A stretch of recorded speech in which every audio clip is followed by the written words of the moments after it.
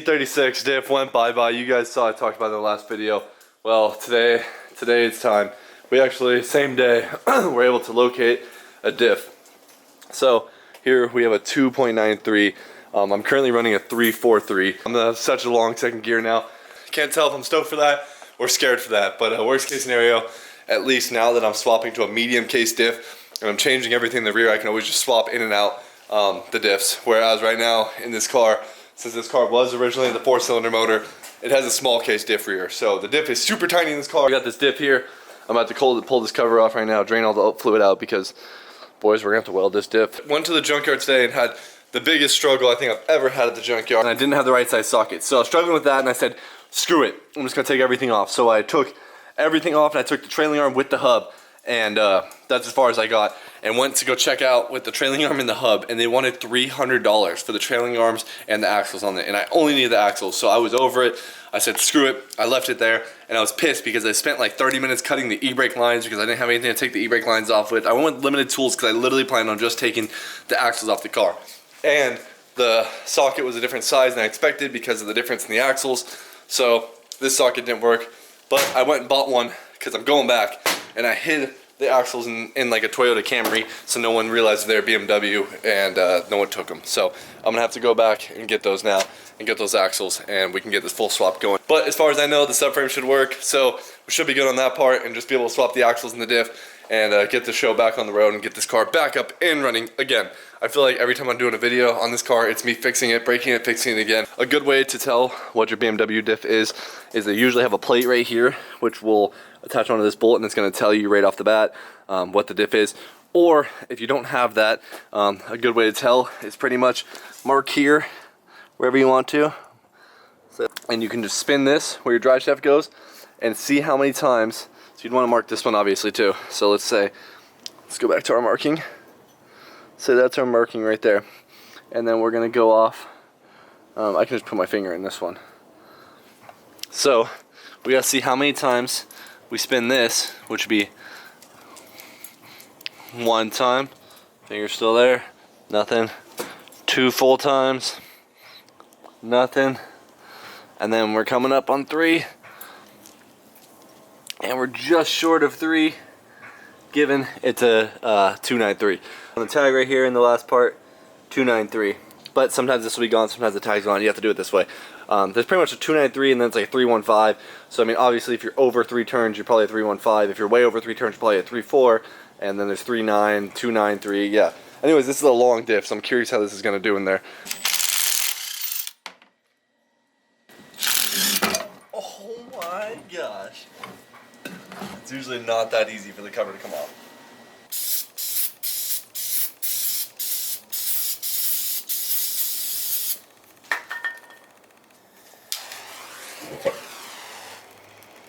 That's how we do that.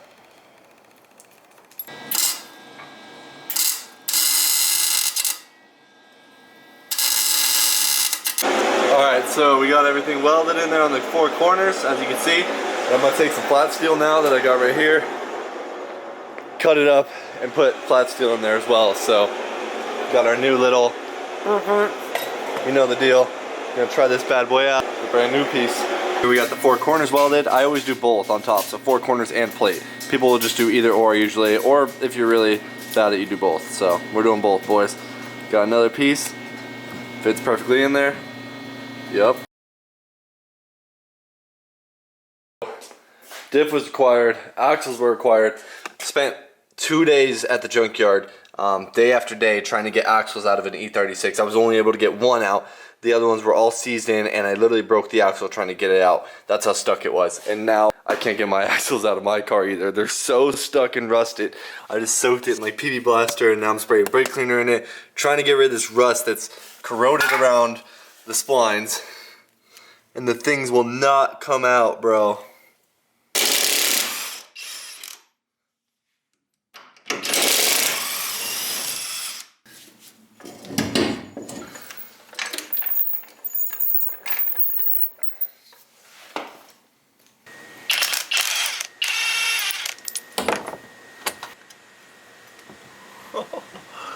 Oh my god, bro. I think I found the problem.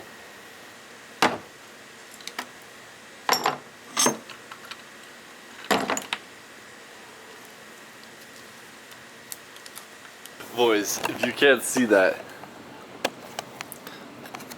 this is literally, alright, well here is my actual gears. Here's part of my gear. It's literally just, I don't even know what part of the gear this is, but that's sheared off. Here is the rest of the gear. Here is the plate I welded in. It looks, dude, it literally just broke the gear right in half, and then that made the plate obviously come off. Oh my god. I think this is the other plate I had in there. I can't even tell, it's so crunched up. I drove this thing home 15 miles on the freeway, bro, and we were going like 60, and you can just feel it locking up, lock up, and then stop, and then lock up again. Look at the amount of metal that's stuck to my speed sensor. This is just clumps. This is literally a pile of metal. Found all these spare parts in my diff here. Side-by-side comparison of big diff versus small diff. Alright boys, I have been wailing on these axles for 2 days now trying to get them out of my car. PB Blaster has been soaking in there for over 24 hours, still nothing, not budging. Got the boy Chowder coming over right now, who's the BMW guy, and we're gonna see if he can't get this thing off. He claims that he has a tool that's gonna fit perfectly in here, and he's gonna hit it one time and these things are gonna fly out happy as can be, and well, we're gonna see.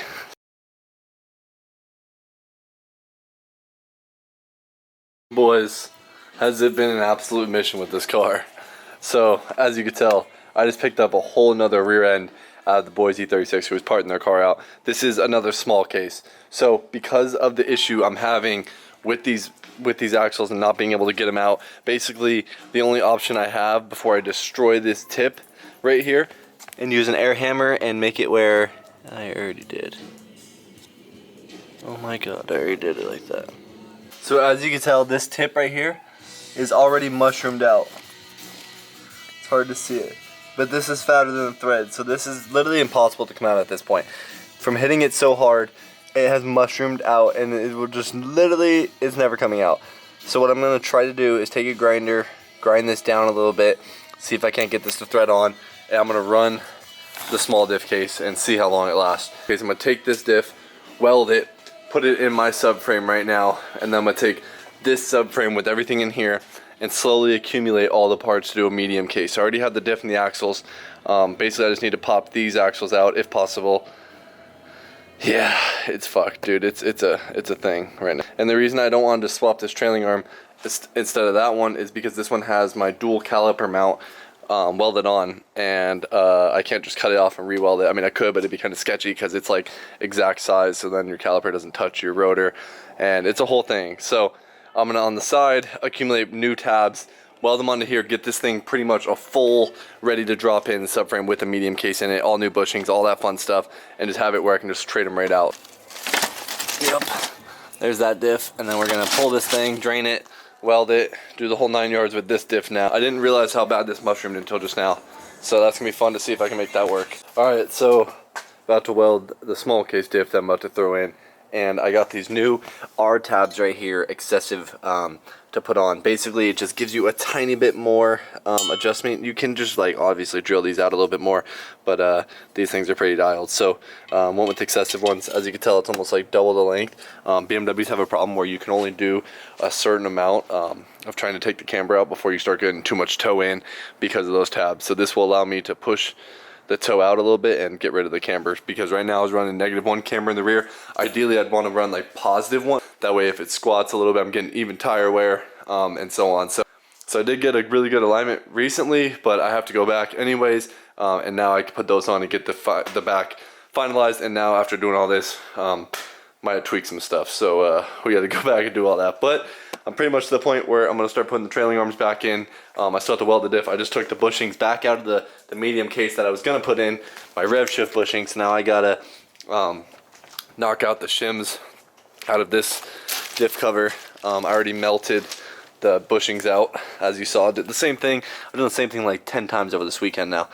I took the drilled and slotted brake rotors that were on there and put them on here. We're playing no games this time. As you can see, I even welded it to the cast on this one and plated it and welded it all underneath it. So this is the new small cage diff. I feel like last time I didn't explode the small cage diff because it was too weak. I exploded it where it was welded, and then I feel like it sucked the plate into the spider gear, and that's why it blew up. So this is all rough because that's the actual teeth poking through, but that's a plate, dude. It's literally solid. So oil resistant gasket maker. Put the plate on it, and it's almost time, boys. I got the one trailing arm in right now. Got my dual caliper set up with the new slot and drilled rotors. Took forever to pound these bushings out of this diff cover. You could tell it was a struggle right here, bro. Took a chisel, I let them burn out, but look at how much of a pain in the ass they were to get out.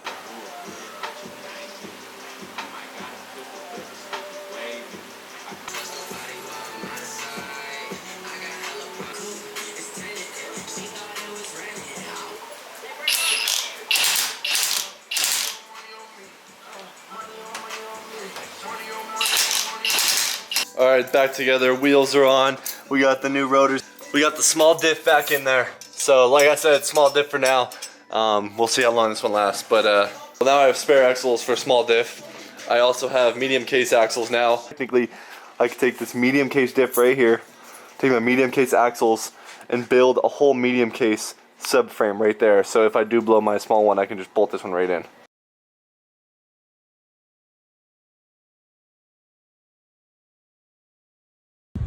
Oh, I got my car lift in the back without having to unload it. Wasn't too bad.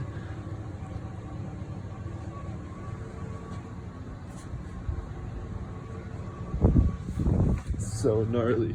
There's so many points of contact that we're looking out for. This pole was one. Look at this setup right now. Dude. Woo! Boys, it is so much better in here now with this style of setup. All the bikes on this side now, it's so different in here. Went and picked up this workbench off OfferUp today. It popped up and I grabbed it in like the first 30 minutes. Perfect, $30 scoop. And this makes way more sense as a setup now, because before I had this little area to work on stuff and I literally had bike right here on this line and then just bike all the way down. So I had like this small corner of working area. Now I pretty much have this whole side of the garage to be able to work on stuff. So it just made way more sense. It cleared up so much more room in here. Jeep gear swap, or gear swap? Yeah, you said gears too. Gear and differential rebuild. Whole piece. What's the gearing on it now? 456. Damn, because the big ass tires, huh? We're going from 3.07 to 456. Alright, what we got is a clutch delay valve for the BMW, which is like mandatory, especially on the BMW because they have the Guibo stock, which is like a big old rubber spacer between the drive shaft and the trans, which kind of like almost gives a little play, because that's like gives itself a weak point between wheels spinning to the ground and transmission. And if not, what I did when I got my one-piece drive shaft, I had to get a Drift HQ like adapter piece to run like an aftermarket drive shaft, because BMWs just have weird drive shafts because of the Guibo. So I had to delete it, which means my whole like drivetrain is completely solid from transmission to tire. So something's bound to break. And last time, that's why the diff broke, and that's why this whole video I was just taking apart diffs. And we're trying to prevent that and or trans exploding. So we have this, and this basically lets your clutch like almost slip in a way, but in like milliseconds where you wouldn't even feel it. And this damn near like every drift car has this, like serious drift car. But before clutch kick, it like delays it, lets it slip a little bit, saves from just 100% contact straight to ground. RIP diff. But I'm putting car in the air, and then gonna make sure I know what clutch line I need and have to hit the store and get clutch line made. Got the car in the air, about to disconnect the clutch line from the slave cylinder right now and see if that clutch line will thread straight into my clutch delay valve, and then if so, I'll just have to get a line that fits this fitting and then into my slave. This is what it looks like to pull a slave off. But we got the slave out, so now I need to find what size this slave is. It's kind of confusing, but I have a clutch line that's a male that obviously threads into this slave. So these are both males, and the clutch line doesn't thread directly into the clutch delay valve. So I have to find pretty much a fitting that's just like this, where it replaces this one, male, and then accepts a female, which is my clutch line, into it. And then from here, I need a custom line that will go from there to there, made. So that's kind of where I'm at. All right, boys, it's time to finish this up. Diff in the car, and the next step was this clutch master. Can't even talk, man. The next step was this clutch master's clutch delay valve, and had to go get a custom clutch line made for it because, well, one thing was that my clutch line was a male, and this came with 2 male ends. So what I got was this adapter right here. I couldn't even tell you what size it is, but basically we're gonna be like this now. So from my master cylinder, we'll thread into there. My clutch line will go into here since my clutch line's a male. And then we got this fancy line made here from the local shop. We'll thread right on. And then we got another adapter here. So we got the slave cylinder. And then we'll take this bad boy, thread it in, which is the NPT fitting. This is why it wasn't going to work on the BMW. For some reason the BMW has an NPT fitting, like a pipeline fitting here in the slave, whereas these ones are like AN style. So now this end, we'll thread in the clutch line. It's kind of a crazy setup. So now we got that, which will go into the trans, clutch delay valve, and then clutch line in here. So I'm going to go ahead and crawl into the car and throw all that all in. Alright, so here's my clutch line. I just got tucked in there, chilling right now. About to put my slave back in up there. Looks like we're gonna clear. So, as you can see, there's a puddle of brake fluid here now. And that's because right out of this thing, as you can hear it, see how that's sliding in and out? Is that playroom. That's supposed to be pushed all the way against that cone wall on the inside. So, the second I push on it, shoots fluid out the sides right here. So, gotta go back to the store. I thought so, right when this was slipping like this. I was like, there's no way that's gonna work. It's gonna shoot fluid right out the side of that, so. Gotta take this fitting back off. Well, boys, like I thought would happen, we hit a complication. My clutch line does not, it has like a slip part of it where the cone, like the tip of the cone needs to be pressed all the way against there. But with this being a pipe thread, it tapers in, and it's not allowing my brake line to go all the way enough to actually hit that wall on the inside, so it's leaking out the side. That's gonna do it for this video, because I gotta end this video. I gotta get this video posted, and I'll have to make another trip tomorrow too with the right fitting for that. So next time you see this car, it will be driving. I mean, it was already driving with the new diff and everything. What an issue that was, and what a pain in the ass. But might be a little confusing when I'm talking about what diff is what and what I'm doing with all these diffs. But my thought behind it now, in summary, was that I couldn't change my trailing arms because mostly my dual caliper brackets, and I couldn't get those here soon enough, and they're still back ordered. The ones for my calipers I run are back ordered till mid-February, so I still have to wait on those. So I threw the small case in temporarily, and we're gonna run that thing. Hopefully to prevent blowing diff, blowing trans, blowing anything. I'm gonna be running that clutch delay valve, which you just saw me throw in. But we had an issue with that. So, but car was driving. I ripped it on the small diff the other day. Did a little bit some skidding on it, but who knows how long that thing's gonna last. So, on the side, I do have the big case diff. It's longer gearing than I wanted. That's mainly why I didn't go ahead and just do the full thing too. Also the dual caliper, obviously. I had that whole subframe, axles, everything on the side, so I'm gonna have that thing built and ready to rip as well. So I'll have that whole entire subframe ready to drop in, and that's where we stand with the drift car. But good old drift car things, good old my luck lately. Everything not going as planned, so wasn't able to get that clutch in the right fitting, of course. Stoked on how the garage turned out. The garage's setup is way sicker. Let me know how it looks in the video and what you guys think. I think it allows so much more room up here now to work on stuff because I don't have half bikes on this side and then a couple bikes over here, so it's kind of like a huge area here now. And also now I can just drive a car straight out, and before I have to move all these bikes. Make sure you guys leave a thumbs up, subscribe, and I'll see you guys in the next one.